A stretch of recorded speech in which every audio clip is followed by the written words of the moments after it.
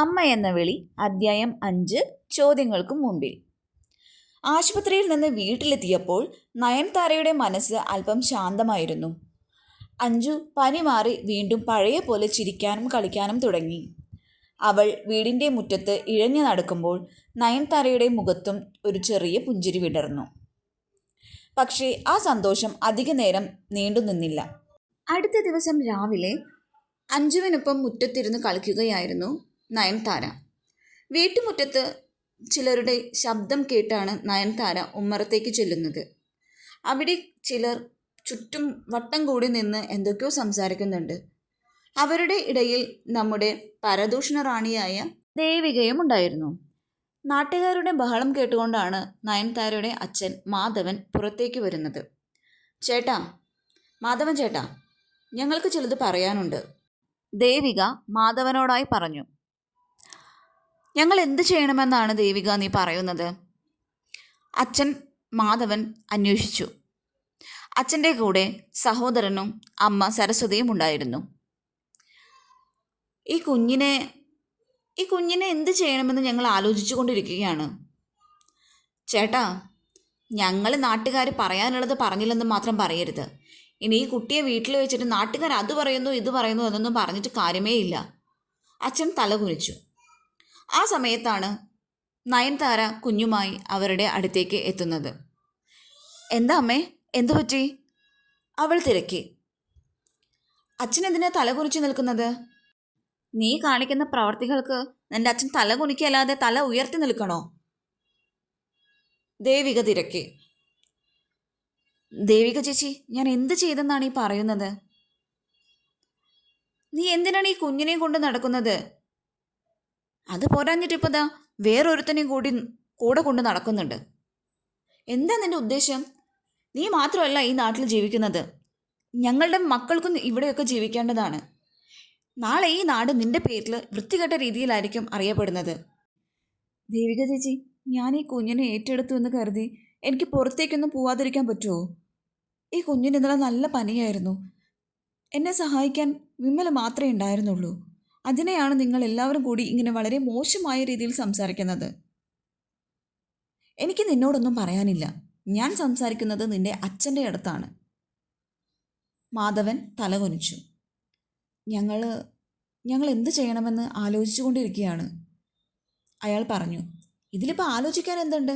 അനാഥാലയത്തിൽ ഏൽപ്പിച്ചാൽ മതി. ഇങ്ങനെയുള്ള കുട്ടികളെ നോക്കാനാണല്ലോ അവരത് തുറന്നു വച്ചിരിക്കുന്നത്. ആ വാക്കുകൾ കേട്ട നയൻതാരയ്ക്ക് സഹിക്കാൻ കഴിഞ്ഞില്ല. ഇല്ല, എല്ലാവരും അവളെ നോക്കി. ഇവൾ അനാഥയല്ല. ഇവളെ ഞാനൊന്ന് ഏറ്റെടുത്തു എന്ന് വിചാരിച്ച് നിങ്ങൾ എന്തൊക്കെയാണ് ഈ പറഞ്ഞു നടക്കുന്നത്? ഇനി നിങ്ങൾ വിചാരിക്കുന്ന പോലെ തന്നെ വിചാരിച്ചോളൂ. എൻ്റെ മകളാണിവൾ, ഞാൻ പ്രസവിച്ച മകള്. ഞാനുള്ളിടത്തോളം കാലം ഇവൾക്കൊരു അമ്മയുണ്ട്. അമ്മയോ? ആഹാ, അത് കൊള്ളാലോ. ദേവിക പരിഹാസത്തോടെ ചിരിച്ചു. സ്വന്തം കുട്ടിയല്ലാത്ത ഒരാളെ ഇങ്ങനെ കഷ്ടപ്പെട്ട് വളർത്തിയിട്ട് എന്ത് നേടാനാ? അവൾ തിരക്കി. നയൻതാരയുടെ കണ്ണുകൾ നിറഞ്ഞു. അവൾ മറുപടി പറയാൻ ശ്രമിച്ചെങ്കിലും ശബ്ദം പുറത്തേക്ക് വന്നില്ല. അവളുടെ കയ്യിലിരുന്ന് അഞ്ജു നിർത്താതെ കരയുന്നുണ്ടായിരുന്നു. അപ്പോഴാണ് പുറത്തുനിന്ന് ഒരു ശബ്ദം കേട്ടത്. ദൂരെ ആൾക്കൂട്ടത്തിൽ നിന്നും വിമൽ അവരുടെ അടുത്തേക്ക് വന്നു. നയൻതാര അങ്ങനെ ചെയ്യുന്നതിന് കാരണമുണ്ട്. എന്ത് കാരണം? ദേവിക തിരക്കി. കാരണം മനുഷ്യത്വം ഇപ്പോഴും മരിച്ചിട്ടില്ല. നയൻതാര എന്ത് തെറ്റാണ് ചെയ്തത്? ട്രെയിനിൽ വെച്ച് ഏതോ ഒരു സ്ത്രീ ഒരു കുഞ്ഞിനെ അവളുടെ കയ്യിൽ ഏൽപ്പിച്ചു പോയി. ആ കുഞ്ഞിനെ വിട്ടുകളയാൻ മനസ്സില്ലാത്തത് കൊണ്ട് അവൾ ഏറ്റെടുത്തു. അതിലെന്ത് തെറ്റാണ് നിങ്ങൾ കാണുന്നത്? നിങ്ങളുടെ കൺമുമ്പിലാണ് ഇങ്ങനെ ഒന്നും നടക്കുന്നത് എങ്കിൽ നിങ്ങൾ ആ കുഞ്ഞിനെ ഏറ്റെടുക്കുമായിരുന്നോ? ഇല്ലല്ലോ. ചുറ്റും നിശബ്ദത പരന്നു. വിമൽ വീണ്ടും ചോദിച്ചു. എന്നാൽ ഇവളെ കുറ്റപ്പെടുത്താൻ നിങ്ങൾക്ക് എന്ത് അവകാശമാണുള്ളത്? ദേവിക ദേഷ്യത്തോടെ അവനെ നോക്കി. നീ ആരാ? നീ എന്തിനാ ഈ കാര്യത്തിലൊക്കെ ഇടപെടുന്നത്? ഇതിൽ നിനക്കെന്ത് അവകാശമാണുള്ളത്? അവൾ തിരക്കി.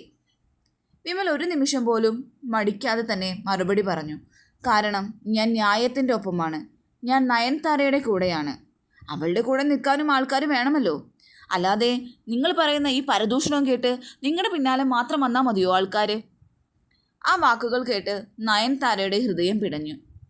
അവൾ വിമലിനെ നോക്കി. അവൻ്റെ മുഖത്ത് കോപമല്ലായിരുന്നു, മറിച്ച് അവളോടും ആ കുഞ്ഞിനോടുമുള്ള കരുതലായിരുന്നു. ദേവികയ്ക്ക് ആ മറുപടി മുഖത്തടിയേറ്റതുപോലെയായിരുന്നു. അവൾ ആ വീട്ടിൽ നിന്നും പുറത്തേക്ക് പോയി.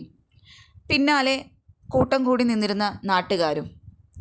മുറ്റത്ത് അച്ഛനും നയൻതാരയും കുഞ്ഞും കൂടെ വിമലും മാത്രമായിരുന്നു ഉണ്ടായിരുന്നത്. അച്ഛൻ അവളെ നോക്കി. അഞ്ജു അപ്പോഴും കരയുകയായിരുന്നു. അച്ഛാ, ഞാൻ ഒരു തെറ്റും ചെയ്തിട്ടില്ല, നിങ്ങളെങ്കിലും എന്നെ ഒന്ന് മനസ്സിലാക്കൂ, അവൾ പറഞ്ഞു. അച്ഛൻ ഒന്നും മിണ്ടാതെ അവളെ തന്നെ നോക്കി നിന്നു. അച്ഛൻ്റെ നിശബ്ദത കണ്ട് നയൻതാരയ്ക്ക് സഹിക്കാൻ പറ്റിയില്ല. അവൾ കുഞ്ഞിനെയും എടുത്തുകൊണ്ട് വീടിൻ്റെ പുറകുവശത്തേക്ക് പോയി. വിമൽ പതുക്കെ അവളുടെ അടുത്തേക്ക് ചെന്നു. നയൻതാര കരയുകയായിരുന്നു. അഞ്ജു അവൾക്കരികിൽ മണ്ണിൽ കളിക്കുന്നുണ്ടായിരുന്നു. കരയണ്ട, വിമൽ പറഞ്ഞു. എനിക്ക് മടുത്തു വിമൽ. ഞാൻ എന്ത് തെറ്റ് ചെയ്തിട്ടാ? എൻ്റെ വീട്ടുകാർ പോലും എൻ്റെ കൂടെ നിൽക്കുന്നില്ല. ഞാൻ എന്ത് ചെയ്യും? അവൾ കരഞ്ഞുകൊണ്ട് അവനെ നോക്കി. വിമൽ കുറച്ചു നേരം മിണ്ടാതെ നിന്നു. പിന്നീട് പറഞ്ഞു, ചിലപ്പോൾ ശരിയായ കാര്യങ്ങൾ ചെയ്യുന്നവർക്കാണ് കൂടുതൽ വേദന കിട്ടുന്നത്. കേട്ടിട്ടില്ലേ, ദൈവത്തിന് ഏറ്റവും ഇഷ്ടമുള്ള ആൾക്കാരെയാണ് ദൈവം പരീക്ഷിക്കുന്നത് എന്ന്? നിന്നെ ഒരുപാട് ഇഷ്ടമായിരിക്കും ദൈവത്തിന്. അവൻ അവളെ സമാധാനിപ്പിക്കാൻ ശ്രമിച്ചു. പക്ഷേ നീ ഒരു കാര്യം ഓർക്കണം, അഞ്ജു വളർന്നു വലുതായി വരുമ്പോൾ അവൾ നിന്നെ നോക്കി അഭിമാനത്തോടെ പറയുമായിരിക്കും, ഈ അമ്മ വളർത്തിയത് കൊണ്ടാണ് ഞാൻ ഇത്രയും നല്ല കുട്ടിയായി മാറിയത്, എനിക്ക് ഇത്ര നല്ല കാര്യങ്ങളെല്ലാം അച്ചീവ് ചെയ്യാൻ പറ്റിയത് എന്ന്.